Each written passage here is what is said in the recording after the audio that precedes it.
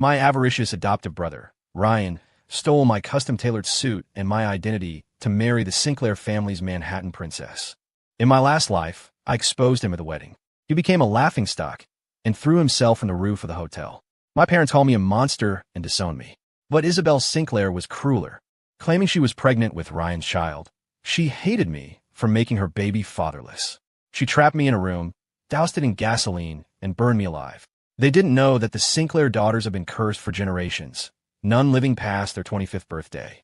Only my rare bloodline, a solar lineage, could have extended her life. When I open my eyes again, I'm back. The day of the wedding. Ryan is already on the altar, wearing my clothes. Perfect. This time I won't stop him. I remember the feeling of my skin charring. Flames licking my bones like a viper's tongue, boiling the blood in my veins. I could hear Isabel laughing outside, a shrill sound like metal scraping glass. Some solar bloodline? You just want my family's money, she had shrieked. Don't you know I'm carrying his child? You killed him, you took my baby's father, and now you'll pay with your life. She splashed the gasoline against the door, flicked a lighter, and I died in that suffocating room, consumed by fire. Now I open my eyes. There's no smell of burnt flesh, only the scent of expensive perfume, the signature fragrance of the Plaza Hotel's grand ballroom.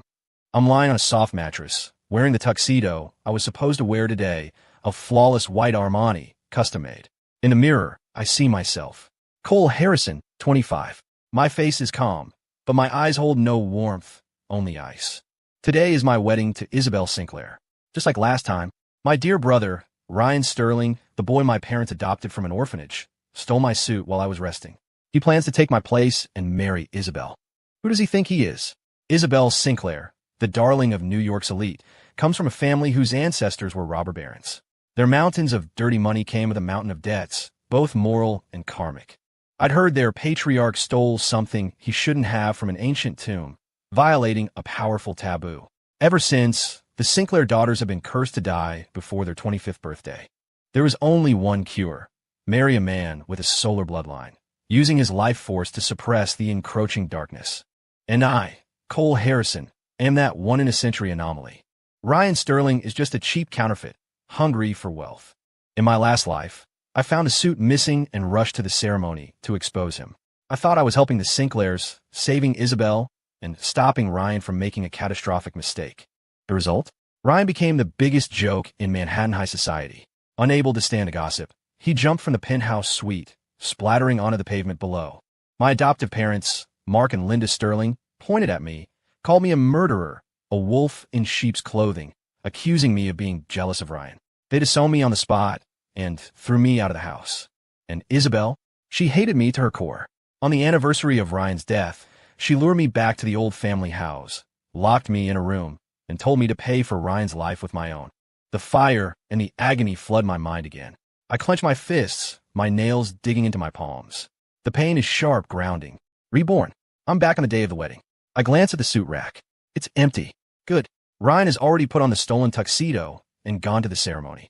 He's living his dream of marrying a Manhattan princess, climbing to the pinnacle of society. I calmly take another suit from the closet, a backup tailored in black. Facing the mirror, I carefully knot my tie. Isabel Sinclair, Ryan Sterling. Since you're both so devoted, one desperate for money, the other desperate for life, then this time I'll grant your wish. I won't stop this wedding. I will, however, give you a wedding gift you'll never forget. By the time I arrive at the plaza, the wedding march is already playing. Everyone who is anyone in New York is here, whispering amongst themselves. The Sinclairs don't do things by halves. The entire grand ballroom is overflowing with flowers and crystal chandeliers, a display of luxury so extreme it borders on vulgar. I stand at the entrance, not rushing in. Through the partially open doors, I see Ryan standing at the end of the aisle, wearing my white tuxedo. His face is flushed with excitement and anxiety, his eyes darting around, terrified of being exposed. He's handsome enough, I suppose, and shares a vague resemblance to me. But his aura is completely different. I am a frozen lake. He is an oil slick in a gutter. Isabel's father, Julian Sinclair, a notorious old fox on Wall Street, is walking his daughter down the aisle. Isabel is draped in a priceless, diamond-encrusted gown that hurts the eyes. She is beautiful, there's no denying that. But the deep-seated gloom and sickly pallor beneath her eyes are things no amount of makeup can hide. She is 24 and a half. 6 months away from her 25th birthday, her death sentence. She's terrified of dying. Julian reaches Ryan, his expression solemn, but I can see the glee he's trying to hide. He's finally marrying off his ticking time bomb of a daughter, and to the eldest son of the Harrison line, a man with the solar bloodline. My adoptive parents, Mark and Linda Sterling, are seated at the main table, grinning from ear to ear. They've spent their lives clawing their way into high society, and now, with their son marrying a Sinclair, they've finally made it. It seems they've completely forgotten that the one who can save Isabel is me, not the imposter. Or perhaps they simply don't care who is real and who is fake, as long as it brings them wealth. The officiant holds a microphone, his voice booming. The groom may now kiss his bride. Ryan's lips are trembling. He shakily lifts Isabel's veil. She closes her eyes, awaiting the kiss that will extend her life. At that exact, highly anticipated moment, I push open the ballroom doors. The heavy mahogany doors creak, drawing every eye in the room. Dressed in a black suit, I look like I'm here for a funeral, a stark and jarring presence in a sea of celebratory white. Ryan's hand freezes in midair. He sees me and looks like he's seen a ghost. His eyes bulge, and the color drains from his face. My adoptive mother, Linda, leaps to her feet, pointing a finger at me. "Cole, what are you doing here? We'll let you in." Mark's face is a mask of fury. "Get out. Don't you dare embarrass us here." I ignore them and walk straight down the aisle. My footsteps are light, but in the dead silent ballroom, each one sounds like a drumbeat on someone's heart. I stop in front of Ryan. He's shaking like a leaf, stumbling back several steps, nearly tripping over his own feet. "Cole, bro, what are you doing here?" he stammers. Isabel's eyes fly open. She looks at me, then at Ryan, then back at me, confused. Are we wearing matching outfits? No, the suit Ryan is wearing was tailored specifically for me. She isn't stupid. Her expression changes in an instant. I smile a faint, cold smile. I don't look at Ryan or Isabel. I turn to face the main table, addressing the white-haired old man in a bespoke silk smoking jacket, who has been sitting with his eyes closed. He is Isabel's grandfather, the Sinclair family patriarch, Arthur Sinclair. I give a slight bow, my voice clear enough for everyone to hear. "Mr. Sinclair, congratulations to your family on finding such a worthy groom." Arthur Sinclair's eyes snap open, sharp and piercing. He looks at me, then at Ryan, who is trembling in an identical suit. "You're the older one, Cole Harrison?" His voice is aged but powerful. "I am," I reply. "Since you're here, why were you late?" "Your brother has already completed the ceremony for you," Julian Sinclair says, trying to smooth things over. I let out a short, sharp laugh, dripping with undisguised mockery. "You got it wrong, Mr. Sinclair. The groom's name on the invitation has always been mine, Cole Harrison. It's just that my suit, by some coincidence, was put on by my dear brother." I turn my head to look at Ryan. "Ryan, does my suit fit you well? It was tailored to my measurements, after all. You seem a bit too thin to fill it out." Ryan's face is ashen. His mouth opens and closes, but no words come out. The room erupts in chaos. What's going on? Are there two grooms? Which one is the real Cole Harrison? Isn't it the one in the white tux? Isabel rips off her veil, her eyes blazing as she glares at Ryan. "Ryan Sterling, who the hell are you?" Ryan collapses to his knees. "Isabel, I really love you. I truly want to marry you." Silence. Arthur Sinclair slams his hand on the table. A teacup rattles and falls to the floor. Absurd. He stares at me, then points at Ryan. "The Harrison family. What is the meaning of this? Are you making a mockery of the Sinclairs?" Linda panics and runs up to me, grabbing my arm. "Cole, are you insane? This is your brother's big day. Stop making trouble. Apologize to the Sinclairs right now." She tries to drag me away, but I don't budge. "Mom," I say, the first time I've called her that since being reborn. "Are you getting senile?" I raise my voice. "You all know perfectly well that the Sinclairs are looking for a man with a solar bloodline to save Miss Sinclair's life." Every gaze in the room is fixed on me. In New York's upper circle, the curse of the Sinclair women was no secret. Neither was their search for a suitable groom. I continue, my words like shards of ice piercing every heart. "And you all know that the Harrisons have two sons. I am the firstborn, Cole Harrison. He is the adopted son, Ryan Sterling." I pause, my gaze sweeping coldly over Isabel's face, which is beginning to twist in horror. "And that so-called solar bloodline," I say, pointing to myself, "belongs to me. I say, pointing at Ryan, who is still kneeling on the floor, is just an ordinary man with a weak constitution, the kind of person even a ghost wouldn't bother with." Dead silence. Isabel's face is whiter than her wedding dress. She sways, nearly collapsing. It's finally dawning on her. The man she was about to marry, the man she believed could save her life, is a complete and utter fraud. The polished walnut in Arthur Sinclair's hand clatters to the floor. What did you say? Say that again. Julian's voice cracks. I enunciate every word. I said you got the wrong man. Ryan Sterling does not have solar bloodline. He cannot save Isabel Sinclair. If she marries him, she will still die before her 25th birthday. I walk over to Ryan and crouch down, straightening the ill-fitting knot of the tie he stole. My dear brother, this life of wealth and privilege comes at a price. Do you have what it takes to pay it? Then I stand and look at Isabel, who is on the verge of fainting.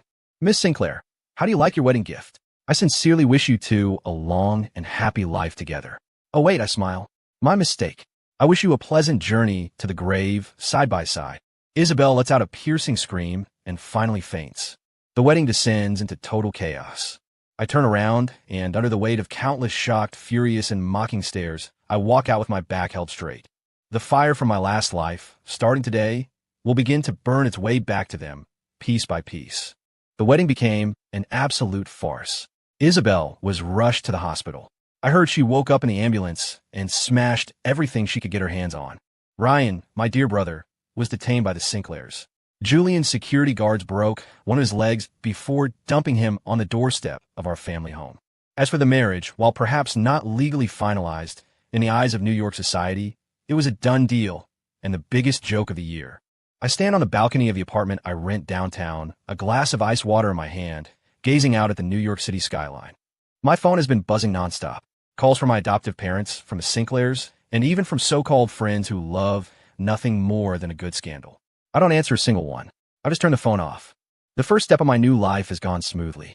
I needed them to go through with it, to be bound together, to have the greedy Ryan Sterling and the deathly afraid Isabel Sinclair locked in a fatal embrace. Without my solar bloodline, Isabel has only 6 months left. How will she spend them? In panic? Despair? Or will she unleash all her hatred on the man who deceived her? I can't wait to find out. The next day, news about the Sterlings and the Sinclairs dominates the gossip columns. Wedding of the century turns into circus. Who's the real groom? Manhattan princess marries the wrong man? Dark secrets behind a high society union. Of course, the more superstitious elements, the solar bloodline and the curse, were things the mainstream media wouldn't touch. But in the private circles of the elite, the rumors were spreading like wildfire. The Sinclairs became a laughingstock, and the Sterlings a family of con artists. I take a sip of coffee and open a text message from my adoptive mother. Cole, you bastard. Your brother's leg is broken. Are you happy now? Get your ass back here right now. You need to explain this to the Sinclairs. Do you want to see this whole family destroyed? Explain? Oh, I'll explain. But not yet. I get dressed and go to the bank. In my previous life, even after being cast out, I wasn't a complete failure. I had made a name for myself on Wall Street through my own skills. Although Isabel's fire ended all that, the experience and knowledge of future market trends are still in my head. I take all the savings I've accumulated over the years and invest every penny into a few stocks I know are about to explode. Revenge requires capital. 3 days later, I finally make my way back to the Sterling family's house in the suburbs. The place is a mess. I can hear Linda's wailing from outside the front door. I push the door open. Ryan is lying on the sofa, one leg in a thick cast, his face a canvas of black and blue. He glares at me with pure venom. The moment Linda sees me, she lunges like a rabid dog. You have the nerve to come back. You curse. Look what you've done to your brother. Her nails claw at my face. I sidestep her, my gaze cold. I did this to him. My voice is calm. The legs are his. He stole the suit. He went to the wedding. All I did was tell the truth. Shut up. Mark bellows, coming down the stairs, his face grim. You knew the Sinclairs were looking for you. So why didn't you say something sooner? Why did you just stand by and watch Ryan walk into that? I laugh. Why should I have? All my life, haven't you always said that Ryan was fragile and I had to give in to him? That all the best things should go to him first? This was such a golden opportunity. A Manhattan princess, unimaginable wealth. Of course, I had to let my dearest brother have it. Mark is speechless, trembling with rage. You ungrateful brat. You're trying to ruin this family. This family? I glance around the lavishly decorated but tasteless house. Everything this family should have been mine in the first place. Isn't my mother's trust fund about to be completely drained by the two of you to pay for Ryan's messes? I am not Mark and Linda's biological son. My father and Mark were cousins. My parents died in a plane crash when I was young, leaving me a massive inheritance and a trust fund.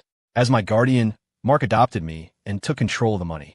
To look fair, or perhaps to build a facade of charity for themselves, they then adopted Ryan from an orphanage.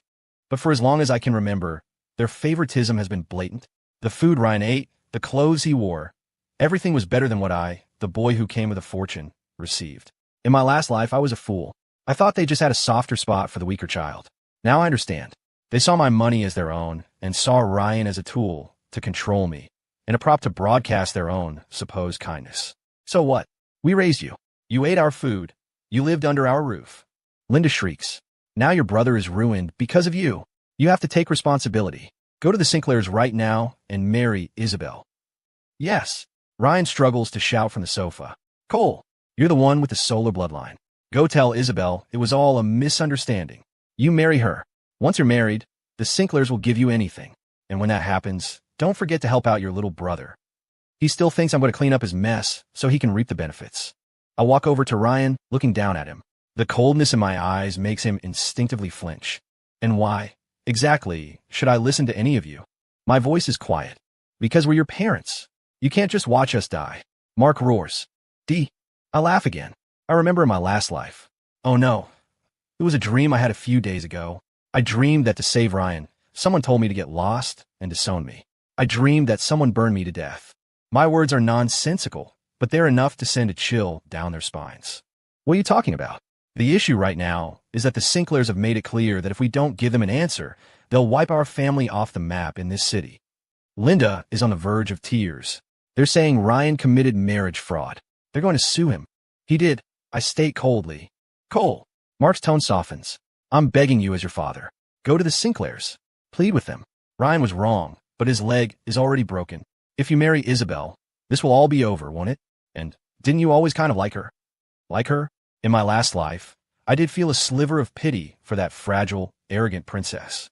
But that pity was burned to ash in the fire. No, I refuse flatly. I already wish them a happy life together. I can't go back on my word. Cole Harrison, are you really trying to kill us? Linda lunges at me again. This time I don't move. I let her grab my arm, her nails digging into my skin. I look down at her face, twisted with anger and fear. The only thing killing you is your own greed. I shake her hand off and turn to leave. Stop. You're not leaving. If you don't go to the Sinclairs today, I'll kill myself right here. Linda runs to the kitchen, grabs a fruit knife, and holds it to her own throat. She's pulled this stunt countless times over the years. Every time she wanted to force me to give something to Ryan, this was her go-to move. In my last life, I would have given in. This time, without looking back, I say, go ahead. I hear Ryan's terrified shouts and Mark's furious curses behind me. I step out of the house and take a deep breath. The air feels good. I don't go straight home. I go to the hospital. The VIP wing. 2 men in black suits stand guard outside a room. I don't try to force my way in. I just wait by a window at the end of the hall. Sure enough, a few minutes later, Julian Sinclair walks out of the room, his face dark. He sees me. Cole Harrison, he snarls, his eyes burning with enough hatred to devour me whole. What are you doing here? Come to gloat. I wouldn't dare, I say calmly. I came to tell you something, Mr. Sinclair. What more could you possibly have to say? Your family has ruined us. Julian hisses, keeping his voice low in the hospital corridor. Have we? I smile faintly. If I remember correctly, Miss Sinclair's 25th birthday is in 6 months, on December 8th. Julian's pupils constrict. That date is the Sinclair's darkest secret. So what? You think telling me that now will make me let you marry Isabel? Forget it. The Sinclair family can't afford that kind of humiliation. Marry her? Mr. Sinclair, you misunderstand. I take a step forward, my voice low, but every word crystal clear. I'm just here to remind you that your family's curse isn't just because of your ancestors' dirty dealings. Julian's head snaps up. What did you say? The darkest secrets always find their way to the light. I look him straight in the eye. That bloodstone heart you have buried in your family vault, the one your ancestor looted from a Mesoamerican tomb, that's the source of all your troubles. That artifact, its malevolence is overwhelming. The color drains from Julian's face. He grabs my collar. How do you know that? Not even Isabel knows about it. I don't just know about that. I also know, I continue, my voice unhurried, that my solar bloodline can only suppress the curse, not cure it. If you want Isabel to live past 25, you have to return that stone to where it belongs. Julian's hand is trembling. This is the Sinclair family's greatest secret. What do you really want? I don't want anything. I just think it's a shame for Miss Sinclair to fade away at such a young age. I gently brush his hand away and straighten my collar. Just then, the hospital room door opens. Isabel is standing there in a patient gown, her face pale, her hair a mess. She's shockingly thin. In just 3 days, she looks as if all the life has been drained out of her. She stares at me, her eyes filled with a storm of hatred. But underneath, it is something more powerful, fear. "Cole Harrison," she shrieks. "It was you. You ruined my wedding. You made me a laughingstock." I look at her, as if she's already dead. "Miss Sinclair, you shouldn't get so worked up. Anger is bad for your health, and you don't have much time left as it is." My words are a knife, plunging straight in her heart. "You're lying. You're lying." She clutches her chest, gasping for air. Suddenly, her body goes limp, and her fingertips begin to turn a strange, deathly shade of blue. "Isabel!" Julian, terrified, rushes to catch her. Doctors and nurses pour out of the room. Isabel collapses to the floor, her body convulsing. Beneath her skin, something seems to be moving, creating faint blue patterns that vanish as quickly as they appear. It's a sign of the curse manifesting. It's happening sooner. In my last life, she had at least another 6 months before these symptoms appeared. It seems the botched wedding and her extreme emotional distress have accelerated the malevolent energy's corrosion. Julian holds his daughter and whips his head around to look at me, his eyes pleading. "Cole, you just said you know how to cure this. Help her. Please help her. I'll give you anything you want." I stand there, watching coldly. "Didn't I tell you? The Sterlings already gave Miss Sinclair their most precious gift." I gesture toward the end of the hall, where I can see Mark and Linda trying to eavesdrop. "That man, Ryan Sterling, is my dear brother. Please be sure to treat him well." I turn and walk away, leaving a symphony of chaotic screams and Julian's desperate pleas behind me. The real show is just getting started. The news that Isabel Sinclair's curse was manifesting ahead of schedule spread like wildfire through New York's elite. The general sentiment shifted from amusement to morbid fascination. The Sinclair family threw all their resources at the problem, consulting the best doctors in the world and even bringing in so-called mystics and spiritualists. The result was always the same. No medical explanation, no way to stop the symptoms. Isabel's condition worsened by the day. I heard she was too afraid to sleep, plagued by nightmares of strange entities clinging to her. The purplish-blue marks on her skin grew more pronounced, and her hair began to fall out in clumps. The once proud princess of Manhattan was becoming a ghost of her former self. Meanwhile, I made my first big score on the stock market. I used the money to register an investment firm and set my plan in motion. The Sterlings were at their wits' end. To vent their rage, the Sinclair family began to systematically crush Mark's businesses. His small-time enterprise was like an ant before the Sinclair behemoth. It was squeezed and shattered. In less than 2 weeks, the company's credit line was cut, it declared bankruptcy, and the house was mortgaged. Linda cried every day, her usual theatrics of tears and threats of suicide playing to an empty, indifferent audience. As for Ryan, his leg was still healing when the Sinclairs filed a lawsuit for marriage fraud. Though it was eventually dropped for lack of concrete evidence, his reputation in their social circle was permanently destroyed. No one would hire him, and no one would associate with him. He spent his days hiding in the now foreclosed house, drinking himself into a stupor. One day, I got a call from Mark. I answered it. "Cole, how have you been?" Mark's voice was weary and cautious. "Fine," I said, looking out the window, my tone flat. "So, you've heard about what's happened to the family, right?" "I've heard. Cole, I know I wasn't a good father to you. But you can't just watch the family business collapse. Your parents put their heart and soul into that too." He was trying to play the sympathy card. I scoffed. "My parents' legacy was squandered by you too long ago. Mr. Sterling, get to the point. I don't have time to reminisce." Mark was silent for a few seconds, then grit his teeth. "Can you lend us some money?" "Not much, just $500,000 to help us stay afloat." $500,000? I laughed. "For what?" "To pay off Ryan's gambling debts." The line went silent. I'd hit the nail on the head. Ryan wasn't just a con man. He was a degenerate gambler. I knew from my last life that he was constantly stealing money from the house to bet. He just made a mistake. "Cole, you can't abandon him. He's your brother." Mark pleaded, his voice cracking with desperation. "If I abandon him, will he die?" My voice turned cold. "In my last life, he died, and you came to kill me. In this life, he isn't dead yet, and you're already trying to bleed me dry. What are you talking about? Last life. Cole, stop being angry with us. If you help us, I promise I'll listen to whatever you say from now on." I had heard enough of this nonsense. "I don't have any money." "That's impossible. I heard you started a company, that you're making a fortune. Cole Harrison, you can't be this heartless. Mark dropped the act, his voice now thick with greed. Every cent I have, I earn myself. It has nothing to do with you or the Sterling family. I was about to hang up when I heard Linda scream in the background. Ask him about the Sinclairs. Hurry up and ask. Then I heard Ryan's voice, slurred with alcohol and rage. Cole Harrison, don't get cocky. You think you can hide? The Sinclairs are looking for you. They're going crazy. Isabel Sinclair is dying. I paused my thumb over the end call button. And Ryan laughed hysterically. And then she'll come begging you to save her. Huh. She'll want you to marry her. You can't escape. You'll be the next me. It would be better if she died, I said coldly. The other end of the line went completely quiet. They probably never expected me to say something so blunt. How can you be so cruel? Mark's voice trembled. When it comes to cruelty, how can I possibly compare to you? I hung up the phone. A few days later, the house was seized and put up for auction. Mark, Linda, and the still limping Ryan were thrown out homeless. I went to see them once from a distance. Linda was sitting on a curb, clutching a few worthless pots and pans, sobbing her heart out. Mark's hair had gone mostly gray. He squatted beside her, chain-smoking cheap cigarettes. Ryan, hobbling on one leg, was screaming at them, calling them useless for not even being able to hold onto the house. This was the family they had killed me to protect in the last life. Ironic, but it wasn't enough. Not nearly enough. Ryan's gambling debts were substantial. The people he owed money to were not forgiving. I anonymously provided them with some information that while Ryan Sterling had been kicked out, he had an older brother, Cole Harrison, who had recently come into a lot of money. The creditors found me quickly. They cornered me outside my office building, looking menacing.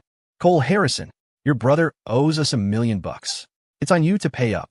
The leader, a man with a nasty scar across his face, shoved a promissory note in my face. I glanced at the note. Ryan's signature and thumbprint were on it. His debts have nothing to do with me, I said calmly. Cut the crap. We know you're loaded. If you don't pay, we'll be here every single day making your life hell. Scarface threatened. I nodded. However, I would advise against that.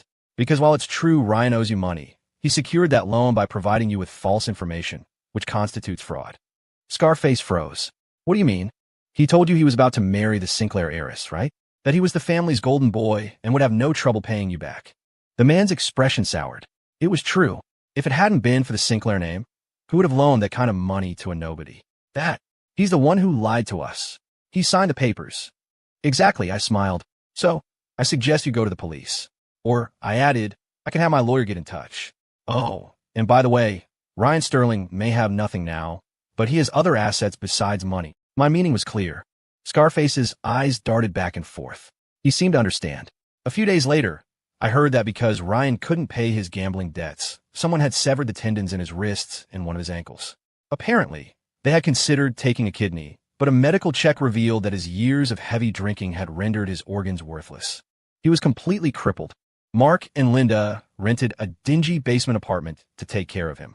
They had no money for a proper hospital, so they had him patched up at some back alley clinic. His wounds became infected and festered. Ryan was in constant agony, and he took out all his misery on his adoptive parents. He cursed them, hit them, even spit on them. And they, incredibly, endured it all, waiting on the good son they had spoiled for his entire life. I sent them an anonymous package with some cash. Not a lot, just enough for them to eat and buy Ryan some painkillers. I wouldn't let them die so easily. I wanted them to live, to stew in the hell of their own making, and to repent. As for the Sinclairs, they had tried to contact me a few times. Julian came in person, bearing expensive gifts, his posture deferential. Mr. Harrison, I was wrong before. I was blind, Julian said.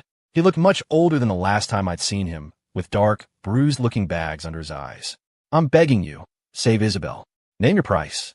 I'll give you half of the Sinclair family fortune. You're too generous, Mr. Sinclair.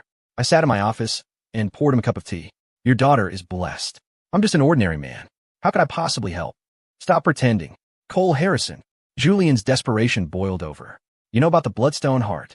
You must know how to save her. She's not going to make it. She's delirious all the time, covered in those blue marks. I lifted my cup, blowing gently on the tea. That stone has been in your family's possession for 3 generations, hasn't it? It has feasted on your family's luck and life force. A muscle in Julian's jaw twitched. I know you've tried everything, and nothing has worked. Those so-called mystics you hired are all frauds, I said, setting my cup down. Anyone who truly understands what you're dealing with wouldn't touch that cursed thing with a 10-foot pole. Then, will you help me? Just tell me what you want, and I'll agree to anything. Julian clung to my words like a drowning man to a life raft. I can't. I refused flatly. The solar bloodline can suppress the malevolent energy, but the price is my own life force. Trade my life for your daughter's? Mr. Sinclair, do I look like a fool to you?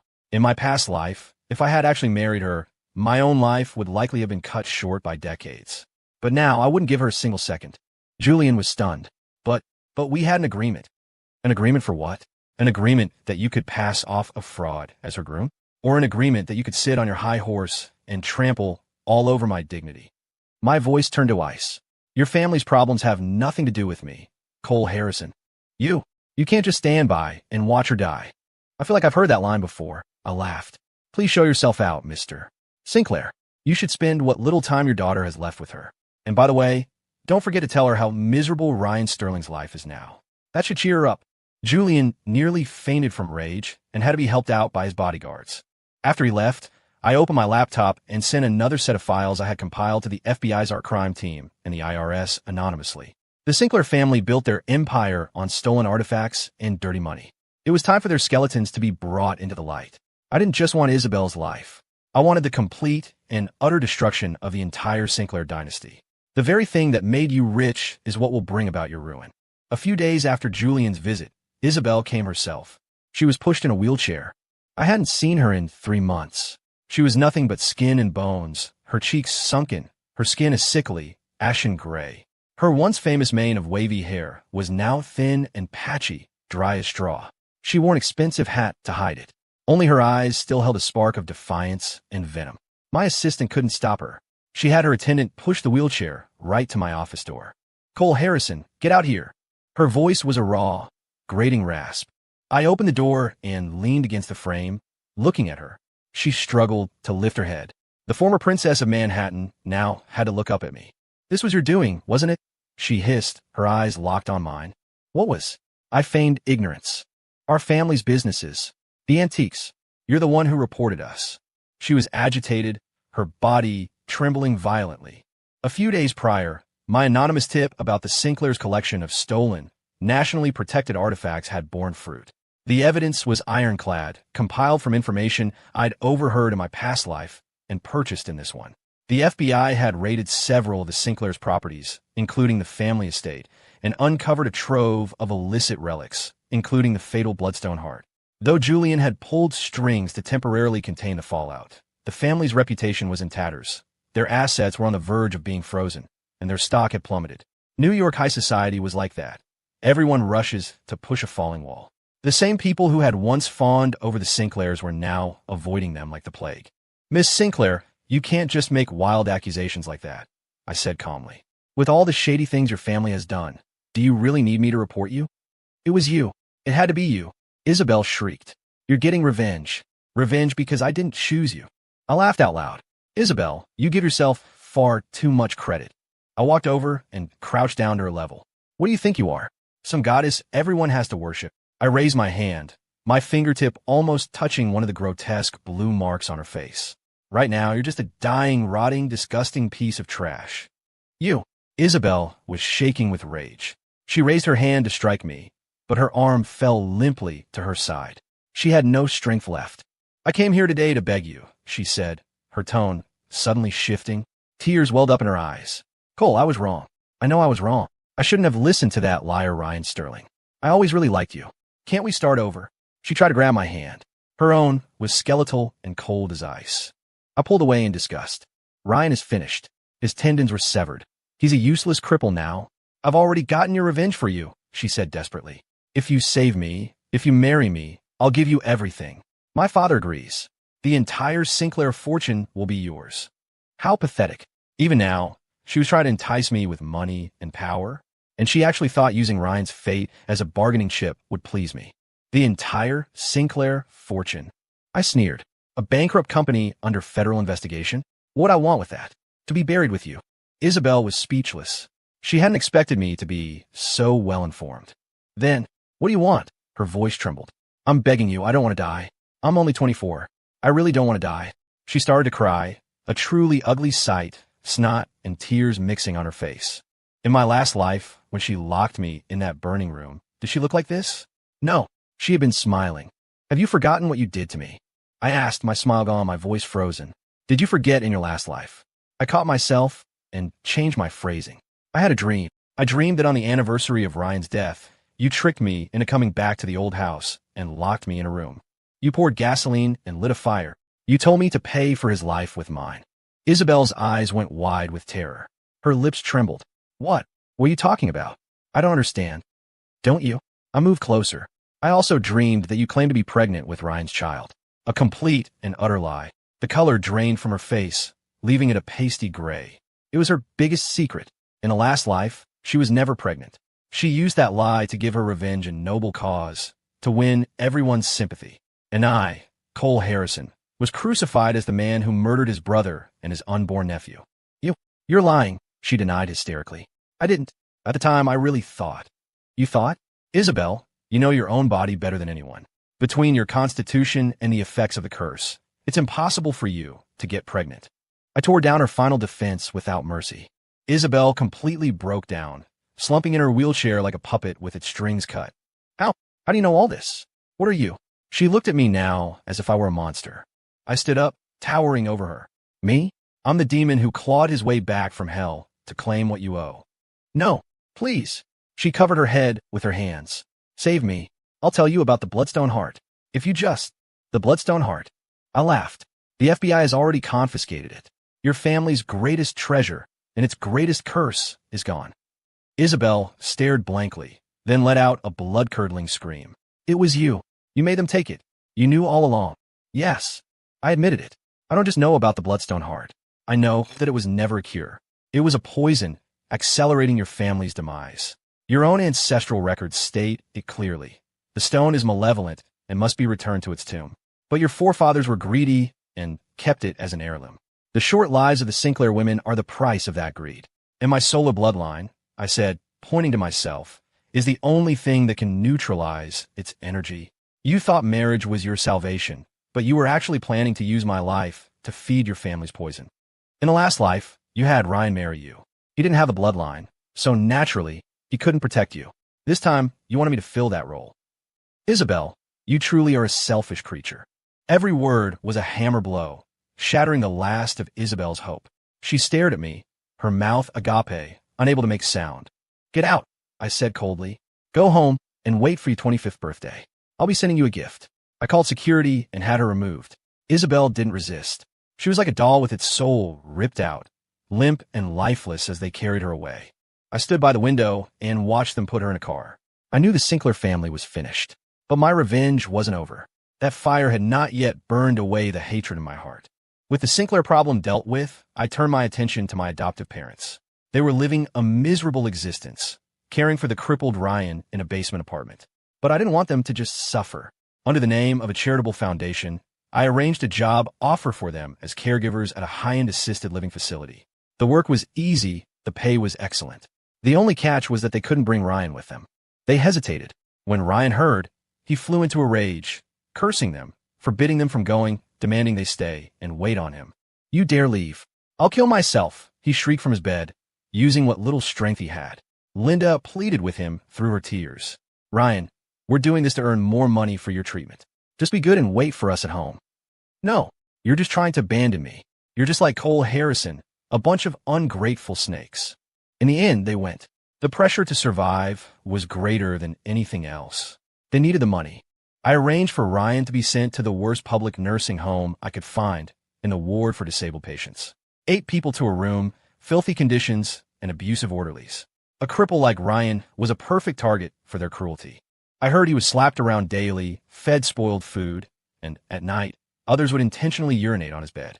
He tried to complain, but with his tendons severed, he couldn't write. With his legs useless, he couldn't run. His speech was slurred and incoherent. No one listened. He began to miss the basement apartment, to miss the round-the-clock care from Mark and Linda. After working at the high-end facility for a while, Mark and Linda saved up some money and went to visit Ryan. When they saw him, emaciated, covered in filth, his body riddled with bed sores and bruises, Linda fainted on the spot. Mark held Ryan and sobbed. Ryan, what happened to you? Who did this to you? Seeing them was like seeing saviors. Ryan burst into tears. Dad, Mom, get me out of here. They hit me. They don't feed me. When Linda came to, she charged into the director's office to confront him, but was thrown out. They tried to take Ryan home, but the facility told him a care agreement had been signed, committing him for a full year. That agreement was a forgery I had arranged. They had no choice. They ended up using most of the money they earned to bribe the orderlies, begging them to be kinder to Ryan. But it was useless. The money went into the orderlies' pockets, and Ryan continued to live a life worse than an animal's. Every time Mark and Linda visited, it was like a fresh twist of the knife. They began to regret it all. Why had they been so greedy for the Sinclair fortune? Why had they let Ryan impersonate me? More than anything, they regretted how cruelly they had treated me. Cole Harrison. They tried to find me, but I had changed all my contact information. They couldn't reach me anymore. I watched all of this from a distance, feeling nothing. This is what they deserved. I would make them repay the pain they inflicted on me in the last life, tenfold. As for Ryan, I wanted him to suffer a fate worse than death. Only 1 month remained until Isabel Sinclair's 25th birthday. The Sinclair family had completely collapsed. Julian was arrested for the illegal possession and trafficking of national treasures. The evidence was overwhelming. The bloodstone heart, a key piece of evidence, was sealed away in a museum vault. I heard several archaeologists who examined it called it unervingly malevolent. The family's assets were all seized and frozen, pending auction. The once great dynasty of New York high society had vanished overnight. Due to her health, Isabel was granted a temporary release, serving her sentence under house arrest. She was moved from her lavish mansion to a rundown apartment building. No maids, no driver, just an old family butler, who had also been ruined by the family's fall from grace, who checked on her occasionally. She was completely bedridden. She looked like a mummified corpse, her skin black and blue, her eyes nearly blind. She spent her days moaning in agony, unable to live, unable to die.